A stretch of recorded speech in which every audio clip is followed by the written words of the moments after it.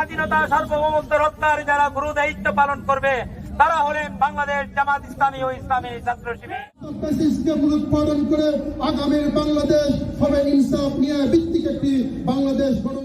লাখো শহীদের রক্ত ত্যাগ এবং আত্মদানের বিনিময়ে আজকে আমরা একটা লাল সবুজের পতাকা মুক্ত একটা বাংলাদেশ পেয়েছি। ربنا ظلمنا أنفسنا وإن لم تغفر لنا وترحمنا لنكونن من الخاسرين آتنا في الدنيا حسنة وفي الآخرة حسنة وقنا عذاب النار। তাদের সকলকে শহীদ হিসেবে কবুল করে নাও, তাদের সকলকে মাগফিরাত বখশিশ করো আল্লাহ। যারা যে স্তরে যেভাবে ত্যাগ স্বীকার করেছে তাদের সকলের ত্যাগের উত্তম উজরত দান করো আল্লাহ। আয় আল্লাহ 24শে জুলাই বিপ্লবে যারা শাহাদাত বরণ করেছে তাদেরকে তুমি শহীদের মর্যাদা দান করো আল্লাহ।